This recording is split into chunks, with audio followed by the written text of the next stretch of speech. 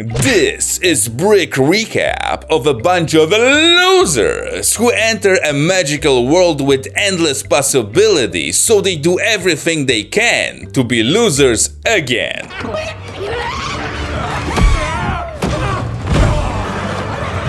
And now we'll lay a fat pointy brick. No! God, please, no! Somewhere at a sand factory, Steve explains that as a young Stefan, he really wanted to squeeze his schnozzle into the mine, but the dentally challenged prick chased him away, so he had to repress that dream for years. Couldn't the dumbass just... never mind. Until the fattened Jack Black, aka Jack Black, fingered some mashed potatoes into a mine entrance one day and his dream came alive again. Wow, what a complex and difficult journey that was. So he comes back in the same sweater to the same place in the exact same weather, where the ugly mug of a dwarf is still standing. And I say that as a compliment. And this time Steve fakes grumpy out and goes inside, where after 3 seconds of mining, he finds 2 magical artifacts and immediately penetrates one with the other. The only other option was to shove it up his ass, which opens a portal to the overworld, obviously. A dimension where you build whatever you like. So for years, Stefan builds one crappy shack after another, avoids zombies at night and parties with pandas. Got it? Because I don't. What's the reference here? Until he tames a wolf called Dennis, and they both accidentally open a portal to the Nether, a dark dimension full of pigs, also known as the Swine World, where the evil sorceress Małgosia rules without mercy, hating everything creative and craving nothing but more power and gold. But she has a hunchback, so she's covered. And with Steve's orb, she can enter the overworld and pillage it, so she takes the cube and throws the boys behind bars, but they escape and steal the orb back. I was sure they'd never break free for those 3 seconds. Which Stefan tells Dennis to carry to his house on Earth, giving him the exact address and a sample of his stench. Ugh. So the furball has no trouble finding the place and walks in through the doggy door, which means Steve had a dog he abandoned years ago and it probably starved to death. You're welcome. And he leaves both artifacts under the bed before, of course, hiking in New Zealand. Meanwhile, in the same town, some clown called Garrett Garrison, who runs a shop for nerds, gets ordered to live in a dumpster, which is a perfect match because his gamer tag is Garbage Man. So he goes to an auction for losers, where the host claims this particular unit contains a rare console. So Garbo blows his last 300 pesos on it, only to find a magic orb and a box inside. And no one tried putting one into the other? Come on! Then Henry and Natalie return to the town, following the last wish of their mother who kicked the bucket. When I die, scatter my ashes at sea. Oh, and you have to live in this shithole. And on the way to his first day of school, Henry drops by the douchebag store, where Garrett tries to sell him his coaching program on how to win at life. And live in a dumpster? Then at school, the kid draws a banana with a jetpack. But Hans says it's not gonna fly for a white guy. So Henry builds a real one during a single recess. No wonder, after all, Tony Stark built his in a cave. But he accidentally wrecks Mr. Potato. So Stifler's mom orders him to call his legal guardian, but instead of calling his sister, Henry calls the Macho Man, begging him to pretend to be his uncle for 26 bucks. I'll pretend I'm your sister's uncle for free, okay? And Garrett picks up the little from the school and shows him the artifacts that just sit there, so Henry immediately performs penetration. Yes! And some kind of force pulls them somewhere, while Natalie, worried about her brother, calls a real estate lady, who grabs her iPhone and immediately sees that the miner is mining at the mine. Could you also find some desperate MILFs in my area? So they join the boys exactly when they're being sucked into the overworld, and everybody ends up there, while Mr. Squarespace enters Earth and Dennis comes back to the overworld. Wait, so Who's the Fortnite again? Then the witch gets an alert that the Orb of Dominance is back, so she orders Steve to retrieve it or she'll put his favorite wolf through a grinder. Oh no, you'll render yourself another one. And suddenly night falls, so according to tradition, the crew is attacked by spider jockeys, and when Garrett falls on his stupid head, Henry discovers gathering resources and building. Wow, how can I ruin this for him? Then the muscle man gets out of the well and runs to the kid's fortress, collecting the artifacts along the way. But Legolas knocks them out of his hands, breaking the female part. A magical artifact just cracks like some dollar store crap? Okay. Causing the portal to Earth to close, and the creeper blows up a wall and zombies get to the top. But suddenly Steve shows up and single-handedly beats the Green Horde until the sun comes up and they all burn. That's funny because they all burn alive in terrible agony. Then the Fat Man explains that without the Earth Crystal they just destroyed, they can't go back home, so they have to get another one at the Woodland Mansion, but they'll surely die along the way. The main characters? Yeah, for sure. So they immediately go there while the square monster walks the earth and gets hit by Stifler's mom, who feels bad and invites him to dinner. Either she's blind or she's super hot for some square Meanwhile, the knobheads arrive at Midport Village, where Stefan presents the local version of KFC, which is chicken roasted in lava, so of course there had to be some moronic song written after a stroke. La la la lava,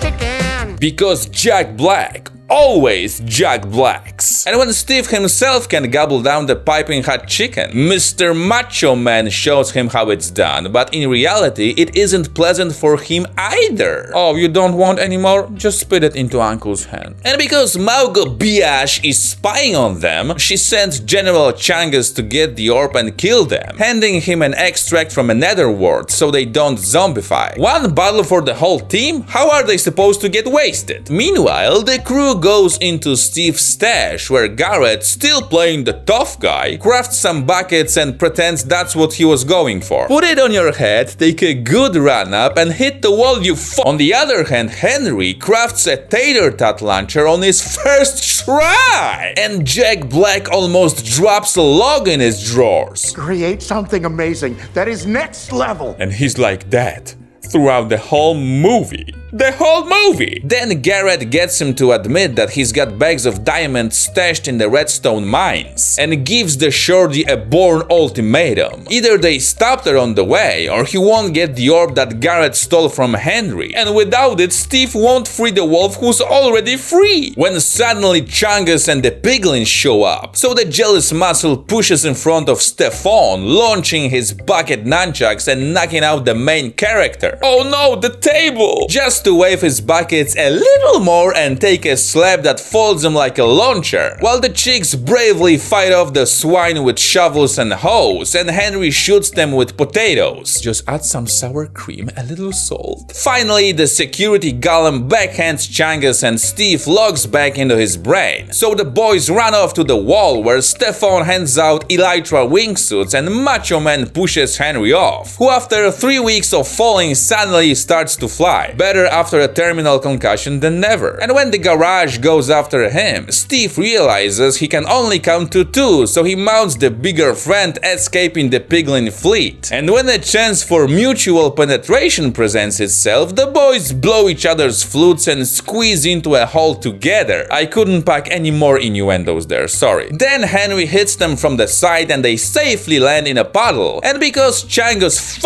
up again, Malgosha orders the Great Hawk to kill him and bring her the orb. Why am I absolutely sure Malgosha was the name of the writer's ex? Meanwhile, the Lost Dawn and Natalie murder innocent mobs when suddenly Dennis shows up and they recognize him by his collar, which he lost at the beginning, but he forgot about that. So, knowing what his schnozzle can do, they ask him to take them to Steve, which he does. Although he could have found him long ago because he returned to the overworld just after them, but apparently he was very busy, probably licking his balls. Then the males arrive at the redstone mines, where the stoked muscle man helps himself to Steve's diamonds because he's white trash, and Henry realizes the two made a secret deal when Moria is suddenly invaded by the Great Hog. So they all load their asses into the wheelchair, the minecart, and they bolt from there, activating creepers which blow the Swine King up. And when Aquaman explains that he needs the diamonds because he's a lonely loser, Henry says it's not true because he was his friend.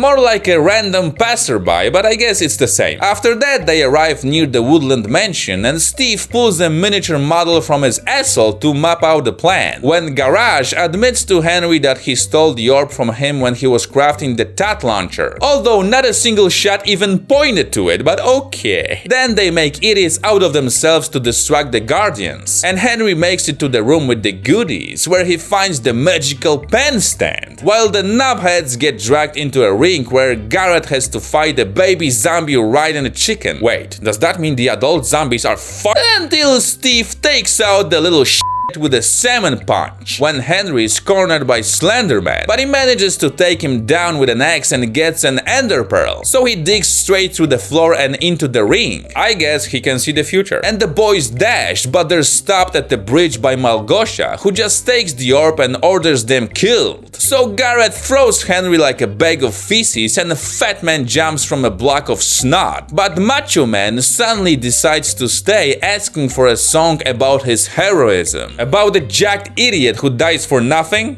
You get it. Then he allegedly dies in an explosion, which causes the boys to have a rough landing on their stupid faces. But they wake up safe and sound at Don's hut, where Dennis greets Steve by licking his face. With the tongue he used to lick his balls for half the movie? Ugh. Then Gosha, using the orb, covers the sun and opens a portal to the Nether, summoning her army. So furious Steve motivates the rest to prepare for a fight, cleverly connecting the words mine and craft. First we mine, then we craft. Let's Minecraft! Wow, that didn't sound forced at all. So they craft weapons according to Henry's recipes, tame a wolf pack, commit skeleton-side, dig up some diamonds dick knows where, and they set up an army of iron golems. Even those clowns on Instagram do less in the morning. Then everybody goes to fight, and Malgosha sends her new bacon boy after the golem wearing fast kicks, while Steve tries to destroy the witch in his pathetically lame armor, which crumbles like sugar. It was definitely worth almost burning alive in lava to get it. And Henry, using the Ender Pearl, makes it to the orb, but when he's reaching for it, the bacon boy shoots him with a swine blaster, and the kid falls for at least 2 movies so everyone can see.